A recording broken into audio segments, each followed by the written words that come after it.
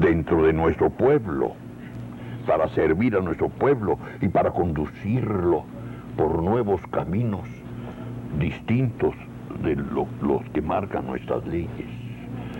Y la respuesta de Cristo fue: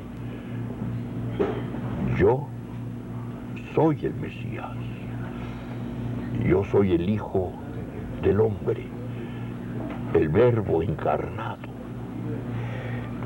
Y claro, ante esa declaración de Cristo, pues varios de los miembros del Sanedrín airadamente se levantaron de sus sitiales y se rasgaron la túnica como en señal de protesta, en señal de condenación a las declaraciones de Cristo, y dijeron: ya no hay que interrogar a este hombre,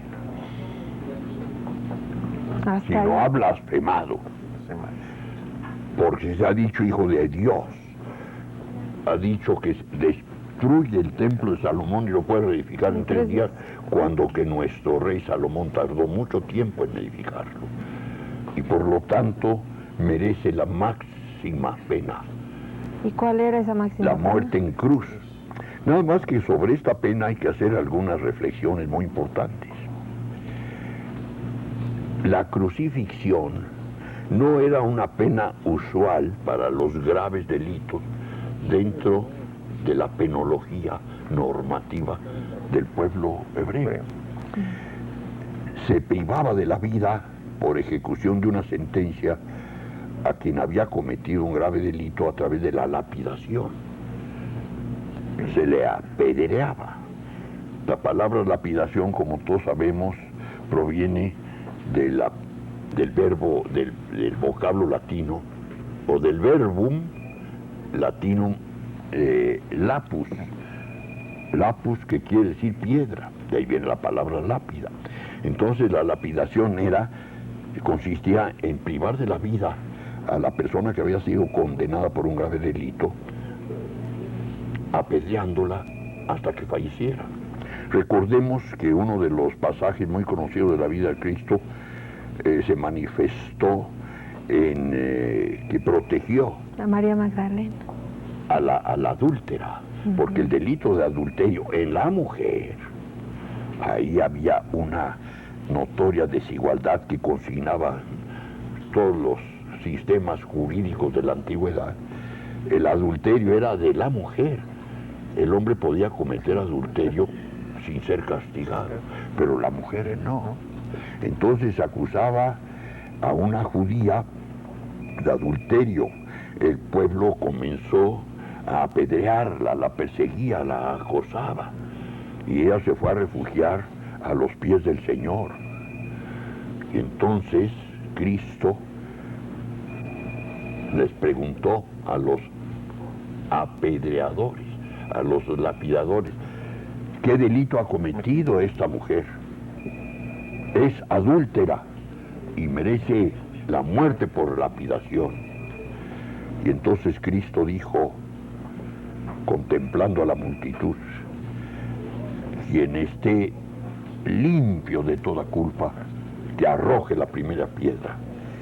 Ninguno de los circunstantes se atrevió a ello y se retiraron.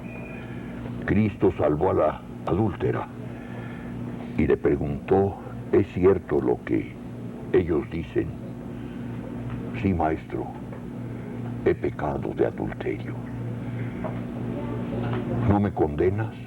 No, yo te perdono. Levántate, ve a tu casa y no peques más. Ahí hay una admonición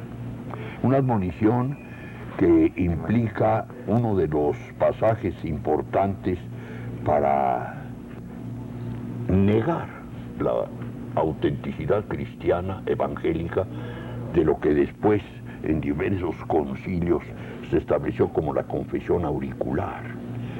La confesión auricular no está consignada en ninguno de los 4 evangelios, sino la confesión directa del pecador a Dios. Y cuando la adúltera le confesó al Hijo de Dios, al Hijo del Hombre, que he pecado, Cristo por su magnanimidad y por su misericordia, por su gran piedad la perdonó.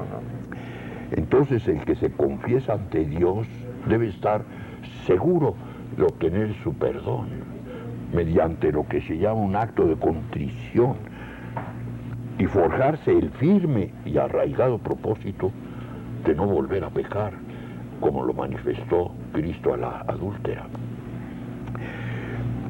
Ahora bien, si estoy hablando de la confesión auricular y saliéndome un poco del tema del proceso de Cristo, es porque quiero dejar subrayado algo maravilloso de la vida del Señor. La única oración establecida por Cristo es el Padre Nuestro. Vamos a recordarlo. Padre nuestro que estás en los cielos, santificado sea tu nombre, vénganos tu reino, hágase, Señor, tu voluntad, así en la tierra como en el cielo. Y ahora viene la segunda parte. El pan nuestro de cada edad, danos Dios y perdónanos nuestros pecados. O sea, el pecador le está pidiendo al Padre, al Señor, que lo perdone. ¿Dónde está la confesión auricular a través de un sacerdote? O sea que la dogmática católica, no la cristiana en general, han establecido la confesión auricular como una obligación del católico, del cristiano, obligación que no estableció Cristo, sino la confesión directa. Claro. Oye, maestro, le preguntaban sus discípulos, o la gente que lo rodeaba, cuando una persona, una criatura peca, ¿qué debe hacer para ser perdonado por el Padre? El pecador debe ir a su aposento y en el lugar más recóndito de él hacer un acto de contrición para mi Padre y confesar todos sus pecados, y mi Padre que está en los cielos y todo lo ve porque es omnisciente, perdonará al que confiesa con toda lealtad y arrepentimiento sus faltas en contra de él. Ahí está otro pasaje de Cristo que niega la confesión auricular como una institución religiosa emanada del Evangelio. No lo estableció Cristo, lo establecieron los hombres en los primeros concilios, durante los primeros siglos del cristianismo, y una vez que Constantino el Grande, en el famoso edicto de Milán, autorizó a los cristianos para que libremente ejercieran su culto privado y su culto público, y el mismo Constantino, más que por convicción, por razones políticas, reconoció a los cristianos y proclamó como religión de Roma, del Estado romano, en el siglo IV de nuestra era, al cristianismo. Y desde entonces, pues comenzó a crearse un clero que con el tiempo iba a representar un factor político muy importante y muy influyente en los destinos de los diferentes estados de la Europa y consiguientemente de los estados derivados de las vastas provincias del Imperio Español, en cuyo territorio nunca se ponía el sol. Pero volvamos, si usted me lo permite. Yo le quería preguntar precisamente eso, lo de la crucifixión, porque dice usted de la lapidación. ¿Por qué entonces fue la crucifixión? La crucifixión era una pena romana que se adoptó en el Sanedrín, en la sentencia.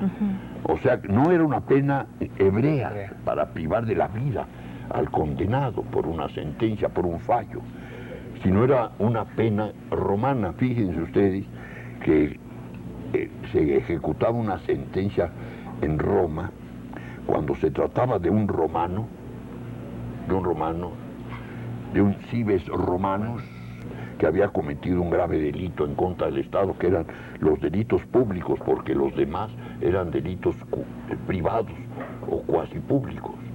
Pero hablar de esto sería tanto como organizar varios programas y no alcanzar el tiempo. Pero sí, al romano, por ejemplo, el ciudadano romano era condenado al jus gladium, el derecho de la espada, se le decapitaba por el verdugo. Al romano. Así murió precisamente Saulo, que era Pablo de Tarso, porque Tarso no es una ciudad itálica, pero Roma le dio a Tarso la categoría de ciudad itálica y todos los privilegios a sus habitantes, a sus ciudadanos. Por eso Pablo de Tarso, judío, era ciudadano romano. Y él murió, fue condenado al Ius Gladius, lo decapitaron. En cambio a Pedro no, porque la crucifixión era el medio para privar de la vida a una persona que no era romana. O sea, la fijación en la cruz. Era un castigo que aplicaban los romanos, pero a la gente que no era romana. Y los hebreos la adoptaron en la sentencia que dictó el Sanedrín en contra de Cristo. Yo tengo, entre otros muchos libros que tratan de todas estas cuestiones y que me he permitido clasificar y marcar, tengo el texto breve de la sentencia. Se condenó a Cristo por un delito religioso, la blasfemia, que era el delito más grave que un judío podía cometer. Claro. Y Cristo era judío, natural de Nazaret. Pero debo hacer aquí alguna observación muy importante. Roma, el Imperium Romanum, estableció el principio de respetar las costumbres, los tribunales, las normas jurídicas de los pueblos o juzgados, siempre y cuando no fuesen contrarias al orden público de Roma. Entonces, Judea era una provincia de Roma. Era una provincia imperial, porque el Imperio Romano se integraba con dos grupos de provincias, las senatoriales y las imperiales. Las provincias senatoriales dependían directamente del Senado romano, el que nombraba el gobernador de la provincia de que se tratara. Y las provincias imperiales eran gobernadas por un procónsul, un propretor o gobernador nombrado por el emperador. Judea era una provincia imperial y se le conocía con el nombre de una tetrarquía porque estaba dividida en 4 subprovincias. Uno de los tetrarcas, jefe de una provincia, era nada menos Herodes. Herodes el tetrarca, que también interviene en una forma muy destacada ya en la vida pasional de Cristo, ¿no? Entonces, como Judea era una provincia imperial romana, Roma le respetó a sus tribunales, por eso actuaba el Sanedrín. Por eso los judíos tenían sus jueces, por eso se les respetaba el ejercicio de su culto religioso, o sea, sus costumbres, mientras la conducta del pueblo judío no fuese contraria a los principios fundamentales sobre los que descansaba el Estado romano. A ver, entonces... Pero había una limitación cuando se trataba de una sentencia de muerte como la dictada en contra de nuestro Señor, se necesitaba la homologación, podemos decir el exequatur del gobernador de la provincia, que siempre era romano. Ratificar esa sentencia. De autorizar la ejecución de la sentencia. Entonces por eso se dice, doctor, que si se le no juzgó se 2 ejecutaba, veces. si no se autorizaba por el gobernador, la sentencia no podía cumplirse, como en el caso de Cristo. Después de que se dictó la sentencia de muerte, de crucifixión en contra del Señor, los miembros del Sanedrín, seguidos del populacho enardecido, que antes aclamaba a Cristo, así son los pueblos, ¿no? Veleidosos, de volubles y de traicioneros. Cambian mucho. Entonces llegaron a la fortaleza Antonia, que era la residencia del gobernador romano en Jerusalén. Pero no se atrevieron a entrar los judíos a la fortaleza Antonia porque se contaminaban